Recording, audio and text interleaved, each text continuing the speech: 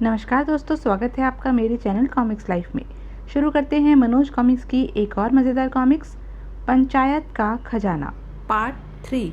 अगले दिन सवेरे राजमहल में गायत्री यज्ञ धूमधाम से शुरू हुआ। कई विद्वान पंडित पधारे। राजा और दरबारियों को आशा नहीं थी कि स्वर्ण पत्र के दोनों दावेदार वहां समय पर पहुंच जाएंगे, किंतु समय पर पहुंच गए और यज्ञ शुरू हो गया। ओम भूर्भुवस्वः तत्सवितुर्वरेण्यम्, ओम भूर्भुवस्वः। ये तो दोनों ही गायत्री माँ के भक्त मालूम पड़ते हैं। निर्णय करना कठिन है। धैर्य रखिए महाराज, निर्णय तो हमें करना ही है। यज्ञ समाप्त हुआ तो मंत्री ने अपने उन भेदियों को बुलाया जिन्हें उसने उन दोनों के पीछे लगाया था। तुम लोग उन दोनों के पीछे पीछे गए थे, बताओ वे कहाँ कहाँ गए थे? साधु महाराज दरबार से निकलकर सीधे दुर्गा मंदिर गए थे। वहां वह शाम तक रहे थे। ब्राह्मण सीधा अतिथिशाला में गया था। वहां वह चादर तानकर सो गया था। सुनते ही मंत्री सीधा दुर्गा मंदिर में गया। कल यहाँ एक साधु जी आए थे, शाम तक रहे थे। इतनी देर तक क्या करते रहे थे? उन्होंने मुझसे गायत्री मंत्र की दीक्षा ली थी। काफी प्रयत्न के बाद सही उच्चारण कर सके थे। कहते थे कभी मल्लाह थे, संसार से विरक्ति हो गई तो साधु बन गए। दुर्गा मंदिर के पुजारी की यह बात सुनकर मंत्री मुस्कुराने लगा। पुजारी को साथ ले वह सीधा राजा के पास आया। सारी बात बताई तो तुरंत गिरफ्तार कर लो उस बदमाश को। अभी नहीं महाराज, निर्णय के बाद।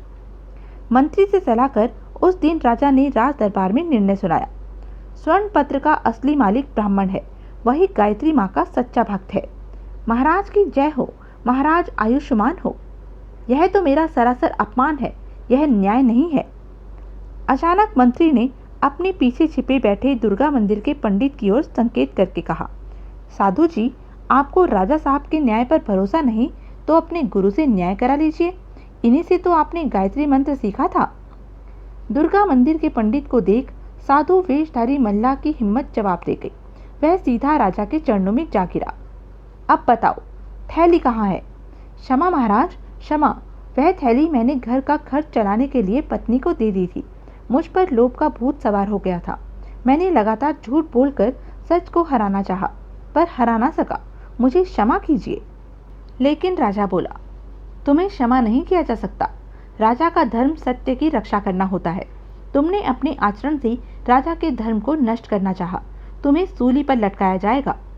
क्षमा कीजिए अन्नदाता, मुझे सूली पर लटकाए जाने का फल मेरी संतान भोगेगी, दर दर की ठोकरें खाएगी। इसे क्षमा कर दीजिए राजन। ब्राह्मण के बार बार अनुरोध करने पर राजा ने मल्लाह को क्षमा कर दिया। तुम्हें इस शर्त पर क्षमा करता हूँ कि तुम इन ब्राह्मण देवता की तीर्थ यात्रा का सारा खर्च उठाओगे। मुझे स्वीकार है राजन।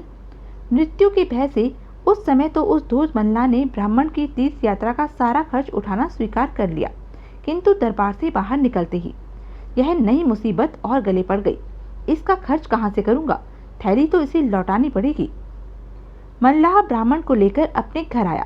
वे दोनों घर में घुसे ही थे कि भगवान, मुझे तो अब उठा ले।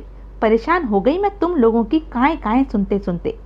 जैसे ही मल्लाह की नकटी बीवी की नजर अपने पति पर पड़ी, वह पूरे जोर से चिल्लाई, आ गए तुम 5 दिन तक मटर गश्ती करके। दिखाओ क्या कमा कर लाए हो, और यह किस भुक्कड़ को पकड़ लाए हो? ये ब्राह्मण देवता है, तीर्थ यात्रा पर निकले हैं। राजा का आदेश है कि इनका खर्चा हम देंगे। वह थैली इन्हीं की थी। क्या कहा? उस मुए राजा की तो ऐसी की तैसी। यहाँ 8 जनों का तो पेट भरता नहीं, इस बामन का खर्चा क्या राजा का बाप करेगा? अभी करती हूँ इसका तिया पांचा, श्राद्ध करके भेजूंगी इसे। और फिर जैसे ही मल्लाह की बीवी ने कोने में रखी पतवार उठाई, ब्राह्मण लपक कर बाहर निकला और सीढ़ी पर चढ़कर छत पर जा पहुंचा। वहां पहुंचकर उसने सीढ़ी भी ऊपर खींच ली। नीचे उतर, तुझे थैली भी देती हूँ और यात्रा का खर्च भी। नहीं उतरता। मान जा भगवान। अरे भगवान, राजा को पता चल गया तो वह हम सबको सूली पर चढ़ा देगा। मेरी जान ले रहा था, इसी ब्राह्मण के कहने पर माफ किया है। तुम कहते हो तो मान जाती हूँ, मगर इससे कह दो जो हम खाएंगे वही इसे खाना पड़ेगा। क्यों? हाँ, वही खाऊंगा। कहने को तो ब्राह्मण ने कह दिया कि तुम जो खाओगे वही खाऊंगा, मगर उसी दिन रात को। मुंह क्या देख रहे हो, खाते क्यों नहीं? आज हवा के अलावा घर में खाने को कुछ नहीं है। हवा? अगले दिन सवेरे, लो 1 लोटा ठंडा पानी पी लो और दंड पे लो, आज का खाना यही है। पानी। दोपहर को, माँ कहती है इन्हें खाओगे तो मोटे भी बनोगे और बीमार भी नहीं पड़ोगे। पड़ोस की बकरी यही पत्ते खाती है। क्या? रोटी की जगह पत्ते? एक ही दिन में बेचारा ब्राह्मण परेशान हो गया इस अनोखी मेहमान नवाजी से। रात को, आपके लिए पड़ोस में से ये दाल रोटी लाया हूँ मांगकर, चुपचाप खा लो। खबरदार, जो किसी को बताया, कोई पूछे तो कह देना पत्ते ही खाए थे। प्राण चले जाएं मगर झूठ नहीं बोलूँगा। पता नहीं लोग सच बोलने से इतना डरते क्यों हैं। अचानक, अजी सुनते हो? अरे बाप रे, वह आ रही है। मैं छिपा, खाना छिपा लो। क्यों छिपाऊं? आती है तो आने दो, सांझ को आँच नहीं। मल्लाह बेचारा गूदड़ की बोरियों के पीछे जा छिपा। उसके छिपते ही उसकी बीवी आंधी तूफान की तरह कमरे में दाखिल हुई। दाल रोटी, कहाँ से आया यह खाना? बोलो, कौन लाया इसे? मेरे घर में चोरी डाका डालते तुम्हें शर्म नहीं आती? बोलो। ब्राह्मण ने देखा बोरियों के पीछे मल्लाह गिड़गिड़ा रहा था कि मेरा नाम मत लेना। बोलो बोलो, वरना देती हूँ डंडा। अजीब मुसीबत है, सच बोलता हूँ तो गरीब मल्लाह की खैर नहीं, झूठ मैं बोलूँगा नहीं, फिर क्या करूँ? चुप रहा तो ये खोपड़ी तोड़ देगी। तभी ब्राह्मण को राजा राजवंश सिंह की वह बात याद आ गई जो उन्होंने उसकी बेहोशी टूटने पर कही थी। जब आपके सच बोलने पर किसी निर्दोष की जान पर बन आए तो सच संभल कर बोलना। तुम्हारे घर में मैंने न चोरी की है न डाका डाला है, यह सारा भोजन मांग कर लाया गया है। मांग कर लाया है तू इसे? अरे पेटू, तूने मोहल्ले में मेरी नाक कटवा दी। कहाँ है ये? मैं अभी इनसे कहकर पंचायत में तेरी शिकायत भेजती हूँ। अजी सुनते हो? पति को पुकारती जैसे ही मल्लाह की बीवी कमरे से बाहर गई।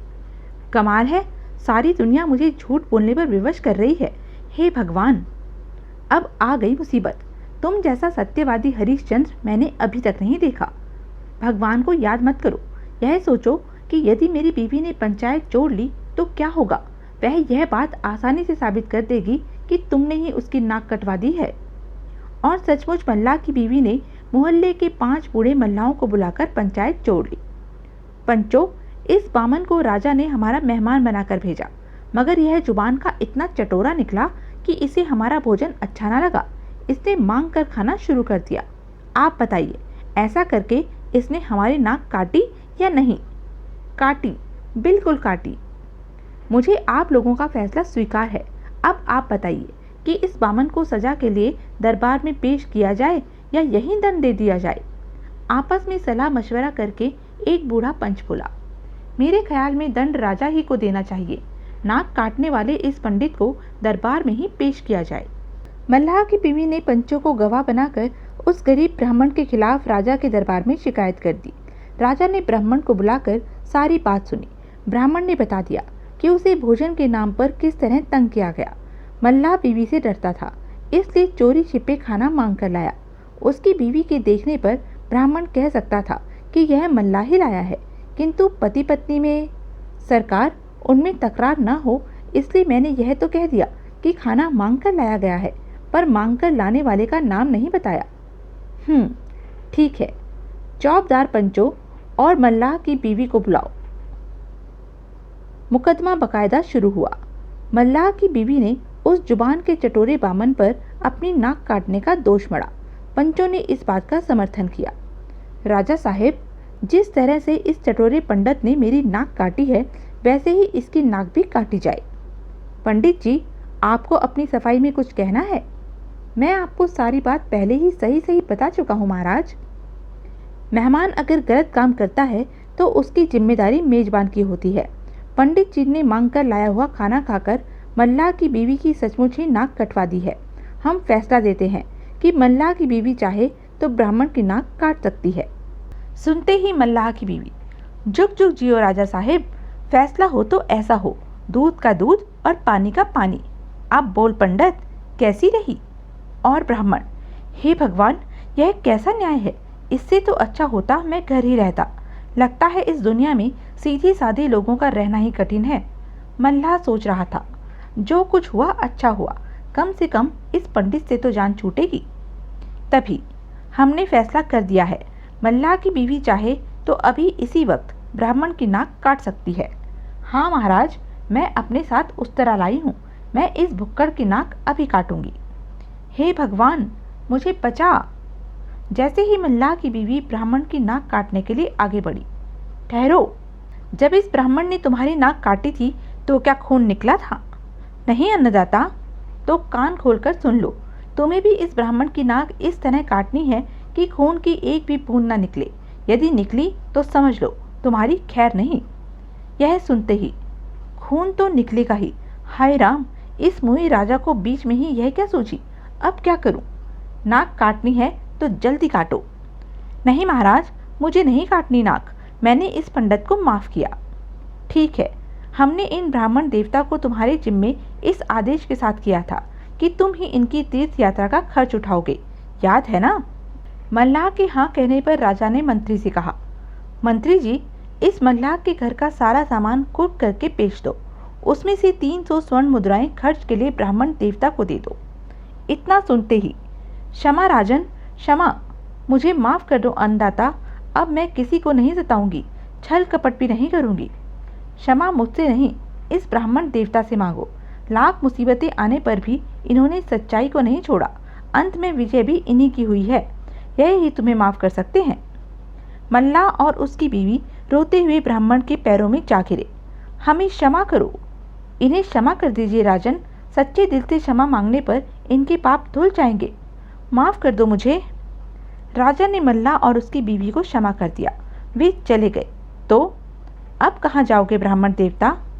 वापस घर जाऊंगा राजन, मेरे घर में गरीबी जरूर है मगर छल फरेब नहीं है, मेरा ख्याल है वही सच्चा तीर्थ है।